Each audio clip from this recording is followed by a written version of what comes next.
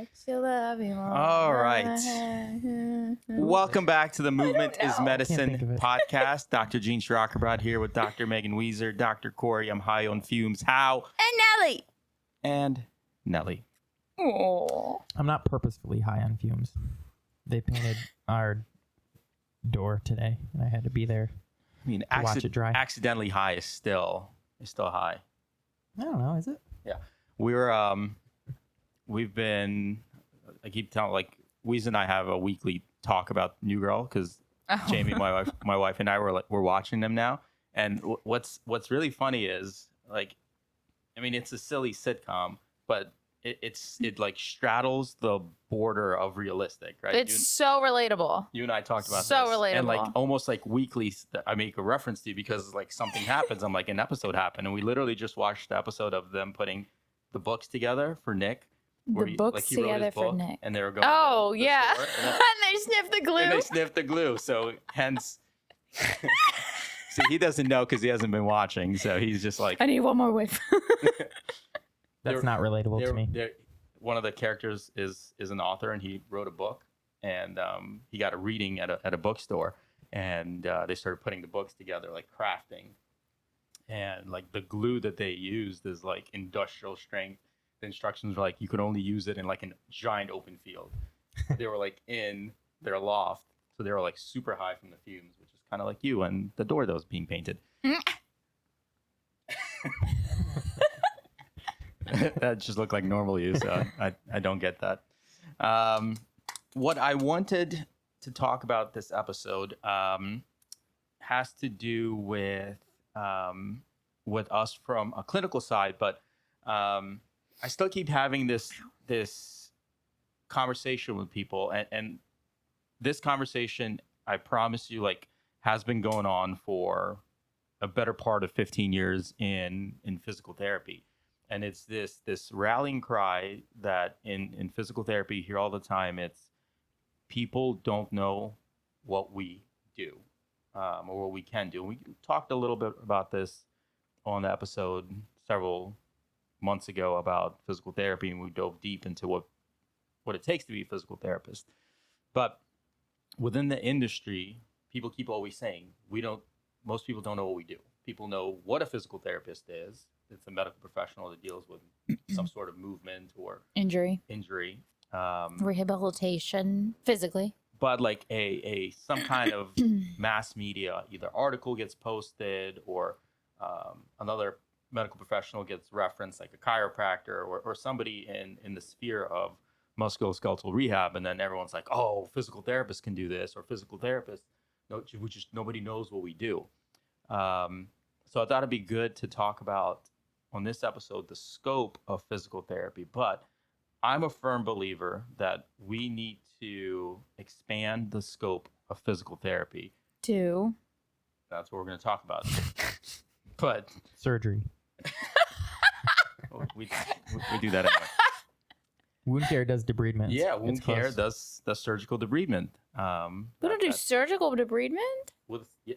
Wound care. That's part of wound care. You can debride a wound. Surgically, though? With a scalpel. Oh, that's not surgery. It technically is surgery. There's a scalpel and there's an incision that you debride. Yeah, but people aren't going under or anything. Not all surgery is under. That's true. Local surgery, local anesthetic. Yeah, but when people think that's... Mm-hmm. I think you need to slow your roll there. But it's true. I mean, the scope is wide, but the scope I want to talk about is scope relative to us.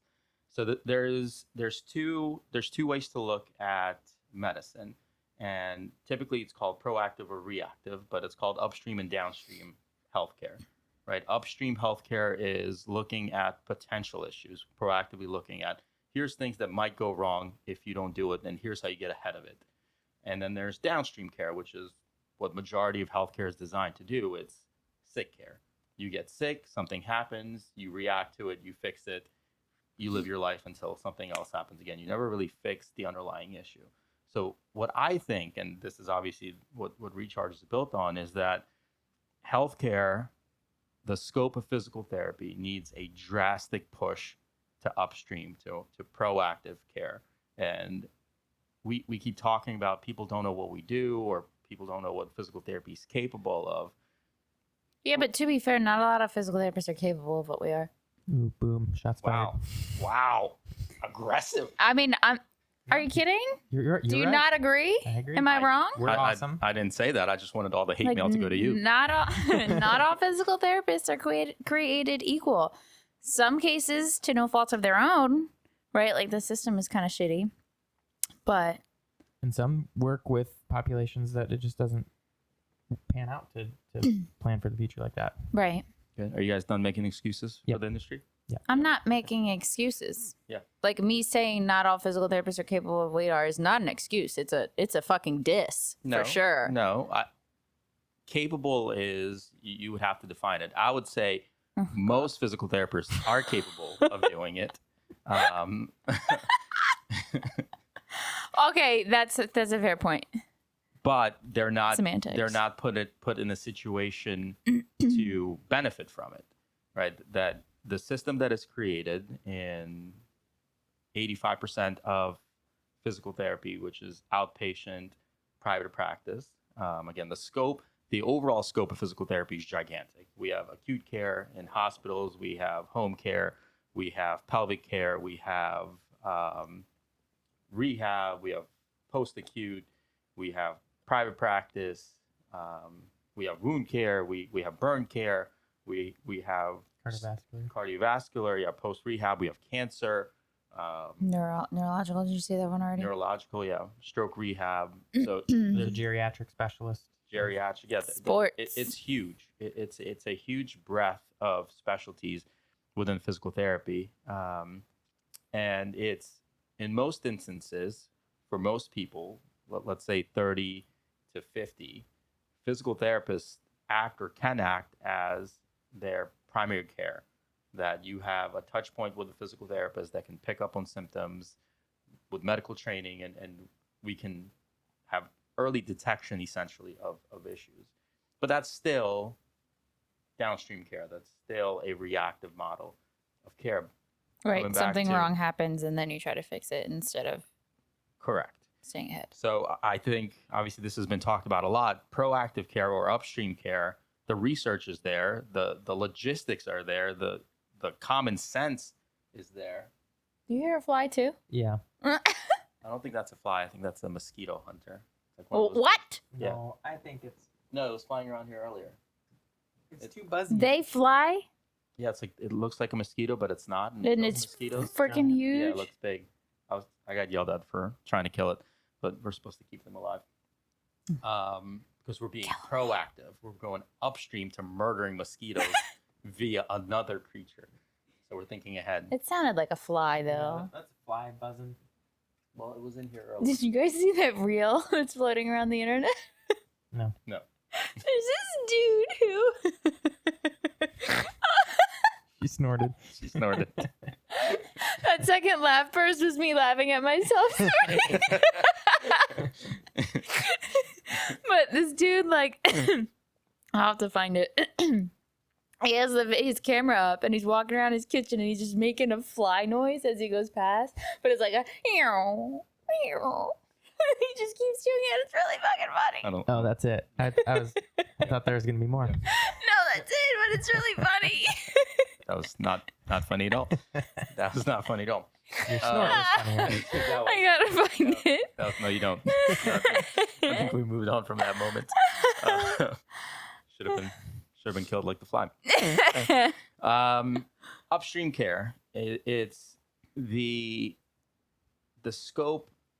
It has the research is there, right? That the benefit is amazing in terms of cost for the consumer, in terms of the overall burden cost on the medical system.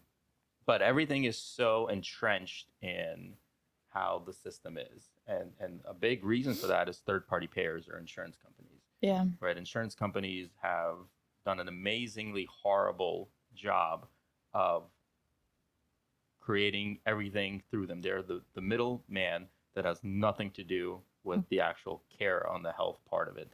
They're purely financial, and they're the gatekeepers between healthcare. They're not purely financial though. They should be, but they're not. They'll tell us that they won't cover this charge, even though they are playing a role of dictating care Right, but that's somehow. purely financial. Right, they're not Like, they making won't that pay decision for based But their that. financial reasonings changes medical outcomes right, potentially. but the point is, it's still purely They're financially for driven. profit. Right, they have their algorithm designed not to pay you. You pay them money to cover you, and they're like, "Great, thank you for paying for that. We're not going to pay for you." We're not going to cover your surgery We're gonna do or whatever it X. takes. Yeah. So again, having said that, you would think like, "Oh wow, insurance companies don't want to pay me money. I pay them a lot of money." You're like, and then you start putting things together. You're like, wouldn't it make even more sense now to be healthier or be ahead of that? Because stay away from insurance companies. Great, have it in case you need it for crazy things that can happen, like breaking wrist during ice skating or something. Or breaking your wrist, bailing on a front squat. Yeah, or I've something, learned something of the sort. I am due for an injury in January. Just Oh, letting you boy. all know. Shut your mouth right now. Where's my helmet? I'm gonna. You have to wear that for the Bubble rest. wrap and Just helmets. letting you know, January 2023. No. Ugh. I don't want it to happen. I'm just warning you. Yeah. The universe seems to like every 2 years for me. You are shockingly consistent in not a good way. So yeah, it's proactive care is everything lines up to go upstream, go after issues that could arise. But the reason we don't is because we are very, very stupid creatures. Humans are just absolutely idiotic where pure logic is put in front of us and we still don't do it.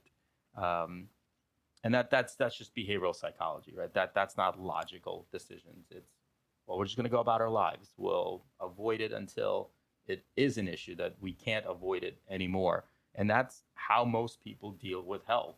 They wait for an unhealthy something to happen and they go, yeah, death or do something about it. Death? Let me think about it. Yes, That went really far. He went extreme. death. Yeah, that's extreme. Well, yeah, You And- mentioned the. podcast. Go ahead. Yeah. Well, you mentioned the research is in favor of proactive care being more cost effective, like 100%, right? That's why I'm optimistic that maybe we will change to that in the future because third party payers are so financially driven that this is my Midwestern optimism, I think. I was just going to say. Yeah. I'm hoping that they eventually look at the data and say, oh, we spend less money when people are proactive about it. So in our favor. They also get less money, though, too. Mhm. Well, we have to pay the premiums regardless. So they're getting the same amount of money and outputting less, in theory. Yes. I mean, it's more complex for them because they have surgical, they have pharmaceutical, and then they have everything in between. So musculoskeletal is certainly expensive, but it's a piece of how much money that they go through. But they're literally making hundreds of millions of dollars every year in profits, right? These are companies that are not struggling to get by. Yeah, they're fine. They post their profits. I mean, you get to see what their CEOs make, which is hundreds of millions of dollars in bonuses. So they're doing okay. So they don't have incentive to change their formula, right? They risk more by changing because it can disrupt their flow than doing something about it. So what that falls on is the consumer, is the people that are actually putting money into the insurance companies' accounts and funding them. Are they all of a sudden insurance companies going to go bankrupt? No, of course not. They're a necessary evil for a lot of people, and it's not going to go anywhere, especially because they're so entrenched in corporate, right? Companies have insurance companies because that's a gigantic benefit to employees, and that's how that relationship initially came about, right? The story of insurance companies is actually an altruistic story where when Blue Cross Blue Shield came about in the 1800s to help people in the hospital, because at that time, before penicillin, when you were in the hospital, your course of care was a couple weeks because you either get better or you die. So Back to death. that was the reality. Blue Cross was a Here we are. nonprofit that bridged the gap and said, hey, if you have to stay a little bit longer, we'll subsidize We got some you. of it. Yeah, and it was good. And now they make so much money, they're going to change their name to Gold Cross instead of Blue Cross. Bling Bling Cross. Yeah. Yeah. Not one of your better ones, Okay. but it's All right. I'm going to write that down. the view must go where it goes. 12:51. I did not like how I felt. Joke not received well. But the majority of another the diseases that affect people now, right? Not talking about like the special medicines that are needed for various systemic diseases. They're certainly they need to be subsidized, and insurance companies are very beneficial for people that need cancer medicines and systemic diseases and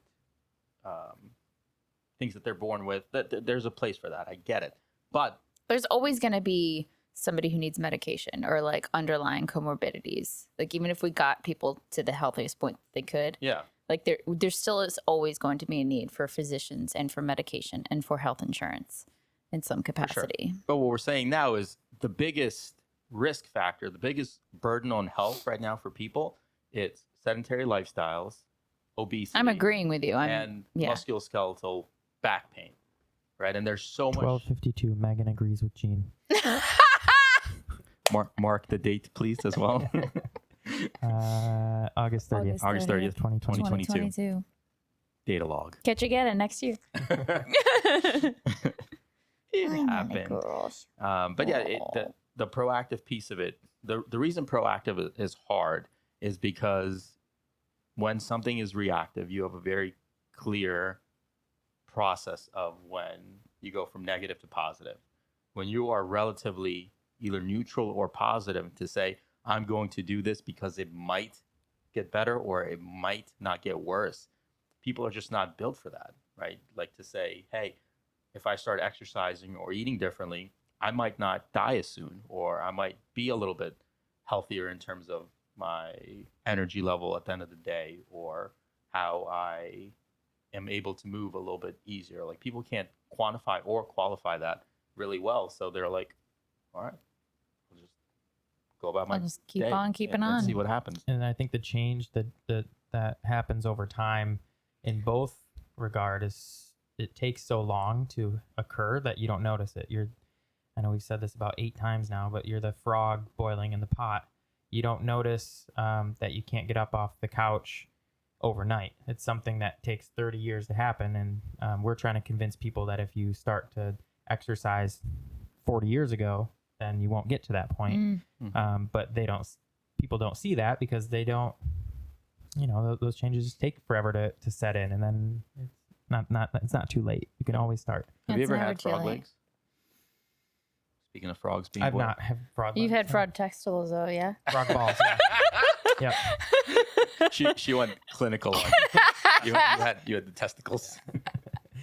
Frog balls. Oh, yeah. Frog balls. I feel like I had something to say. I don't remember. Distracted by Wait. the frog balls. Have you had frog legs? Yeah, I have. I feel like They're very salty. maybe I They- haven't. They taste like chicken. Salty chicken? Mhm. That's gross. There's not a lot of meat on them, so I was gonna guess it's more say, a like, duck, because it's just like very not. I think I'm cool with not eating an amphibian. Is that an amphibian? It's I don't know. Mhm. It's. I feel like escargot was more of a I taste that. That's what, fish eggs or something? No, that's Snail. snails. Oh. Yeah, Oh. 'Cause I've it's never more- had that. The texture is different, Yeah. but the frog legs is more like if you close your eyes and then know, like you could taste Mm. more like chicken. Okay. Yeah. Noted. Yep. So proactive care. I can't tell if we're like on more tangents or we're on a normal tangent. More. I feel like it's a little more. You think so? Yeah. I think it was Megan's fly thing that really Mhm. took the. Frogs eat flies. So So it makes there's a Bringing it all connection. back together. interesting. Frog balls we mentioned a few episodes ago. Mhm. So, yeah, Yep. bringing it back. If nothing else, we are consistent. All right, let's get the hamster back on the wheel. Have you ever eaten a hamster? No. Nellie's like, I'm sorry. she would eat a hamster. Oh my baby. Rotisserie hamster. She would need a hamster. Proactive care. It's difficult because people have to have a buy-in to that this you might not see anything, right? You might just live your life and you might feel good, and that's what you're doing it for. We do that with when we buy. Like the benefits are intangible Correct. to a point. Until they are. Right. Until they're tangible. But Yeah. we do that with life insurance. We say, hey, buy this on the off chance that you die early. Or what's the other- Finances aren't exactly like a direct parallel, I feel like, though. No, but it's a risk formulation. Mhm. Yeah. Finances are a risk formulation, and life insurance says we're going to take your blood and examine you, and you have to pay this amount because we think you will not die. Therefore, we will be able to use your money for X amount of time until we might have to pay you out. But in the meantime, we're going to use that money for a lot of different things that we can use it for. And we're saying, great, here's my money. Do what you want with it, interest free until maybe I need it at some point. But that's the same thing with banks, right? You're saying, here's my money, and they say, hey, you have a savings account. Here's 0.04% interest. Thanks for Speaking of, use your money. there's such a thing as a high yield savings account. Just letting y'all know. Yes. But What is that high it's yield? 0.08 Yeah. instead of Yeah. 0.04? No, it's like 2%. What? hmm What's Free 2% money. of 200? Because that's what I got. Oh, God. Oh, Do you need a calculator? no. Oh, sorry, Nellies. Um, bothering you. I'll be able to afford frog legs in balls. 12 years. All the frogs. Moving on. It is a risk formula, right? It's Make a the wish. reason we started this to bring it fully back. This I can't do this. whatever 5 listeners or people watching we had, they're gone. They're gone. They're out. They're gone at this point. The reason physical therapy scope needs to expand into proactive care is because we have a better shot than probably any other clinician to actually make an impact as clinicians, because we have an opportunity to see people, 1, multiple times over their course of care, but 2, actually tell them, if you come to us before something happens, right? There's primary care physicians have physicals, and I'm not saying we need to do a physical necessarily, No, I don't think we but should. we can do a pre-activity screen or prep, or say, hey, if you want to be active, we can help you not necessarily be even healthier, but we can help you set yourself up to succeed in that task so that the secondary benefits will be there for you, right? Hey, do you want to get to running because maybe you want to lose weight or be a little bit healthier, but you're unsure how to do it, or you ran before and your feet hurt or your knees hurt? Go see a physical therapist proactively to get your body set up on a plan to prepare for running, right? I think the opportunity for physical therapy is so vast, or physical therapist is so vast, because of that, the ability to have so many knowledge bases from different specialties. And it's just underutilized. Physical therapy is so incredibly underutilized. I think the scope needs to expand. That's all I'm saying. That's all I'm saying. Yeah, no, I agree. But back to the screen thing, like, I don't think. Like, I like your idea of prepping somebody for something that they are going to start undertaking, whether it's like a habit or a trip or the sports team or whatever. But, like, to reiterate the screen thing, like, I feel like our profession tends to over medicalize already. Well, it's any medical. I mean, it's anything, right? I agree with you. I don't think just a regularly scheduled screen is necessarily beneficial. No, I don't. I because think it's probably worse off when you're because looking for people something, you'll look find for something. yes, people come up with reasons for people to not start getting active, and that just essentially raises the barrier of entry to fitness. And it's like, no, just fucking start. Yeah, I agree. Mm-hmm. I think it's for context, for purpose, and to help with a plan. Yeah, So Yeah. if you're saying, hey, I've been sedentary because of work and I really have no way of starting, but I'm kind of concerned about how my body can handle it. I think a physical therapist is really great at helping with that, right? Of somebody saying, hey, my blood pressure is through the roof. I saw my physician. I need to start exercising. I'm concerned about how I can do that overall from a health standpoint. Not just I need a plan to work out, but I want to put blood pressure. I want to put in some musculoskeletal issues, all of that into context. Can you help me move forward with that? I think physical therapists are great with that. Yeah.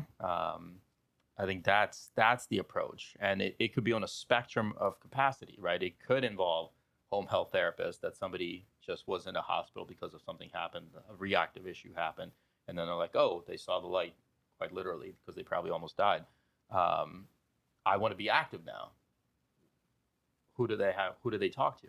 Right? Physical therapist is the perfect person that can help them with that as well. So that there's a huge spectrum, and obviously on the other side of the spectrum, which is closer to what we do here, is people come in our community from people that have really no musculoskeletal issues to people that have significant health issues, and they're like, I want to focus on being healthy and moving forward, and then we can do that from kind of what we combine with physio coaches. So there's a lot of avenues, but it's still, physical therapy is a relatively still new medical profession, contextual, really started around the 1920s, so it's still new. And Polio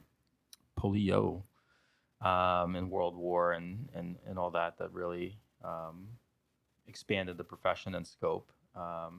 The legal scope has expanded tremendously over the last 20 plus years, right? You don't need a referral to see a physical therapist. In Maryland, we can write x-ray scripts. I didn't know that. I didn't know that part either. Mm-hmm. So Fact check that. Let us know in the comments if it's true. There's a lot that physical therapists are capable of. Can I write myself an X-ray prescription? Yeah. Oh, that's awesome. Yeah. What? Yeah. Why did I have to go? Oh, never mind. That was insurance. Mm-hmm. Oh, My we could write insurance one. They just provider. might not cover it. They might not cover it, right? So it depends what your insurance company deems Yeah, as my insurance. Well, when I broke this wrist, I remember calling them and I was like, I need an X-ray, and they were like, okay, we have an appointment with an ortho in 2 weeks. I was like, did you freaking hear me? I need an X-ray. My arm is like this. like, no, It's I just attached by need. skin. And they're like, well, you need to see a physician first. I'm like, okay, get me in with a physician. Anybody who can write X-ray left for arm. Like, are you kidding? They were not kidding. They were not kidding. I could see, back to PT, I could see the next stage of physical therapy progression maybe being we keep patients in our care longer, because flipping a switch from reactive to proactive overnight is going to be tough. But Yeah. maybe when somebody does get hurt, okay, we take them through their course of care, we get their shoulder feeling better, and now it's like, okay, great, we're going to take the next step. We're going to take these next 8 weeks, for example, and continue to build off of your plan so that you don't have to see me again, or so that you do end up being helped. Exceed their prior level of Yeah. function. Yeah. Yeah, agreed. It's a big discussion to keep having. I mean, people are people. I think that's the reality of it. Is we have lives and we seemingly make them busier and busier until literally you can't, and that's why reactive is still the way it is you live your life until you can't, and then you do something about it. Whereas what we're saying is you can optimize your life and improve it and be on the forefront of doing things so that if something does happen, which is still a high probability, that your body is more capable of moving forward, and there's already been steps in place that keep you from that. I think that's a big point, right? It's not, by being proactive, you're not eliminating all risk. You're just reducing the risk, and you're improving your odds of living longer and living better longer, which most people don't. I mean, that's the unfortunate reality. And one of the biggest reasons I wanted to start Recharge is I got tired of people saying, I wish, right? I wish I did this earlier, or I wish I knew about this beforehand. You know when we see a lot of people saying that is when their parents' health is declining, and they see, oh, I see my mom or my grandma, or in this case mom, can't do so and so. I need to make sure that I want to start now so that I don't end up like them. Yeah. Yeah, that's scary. It's scary to see it happening. When We've you're had a lot of caregiver, people too. join for that reason. Yeah. Yeah, it's tough. All right. Well, let us know what you think. Have you thought about scope? Are you taking a proactive approach to your health?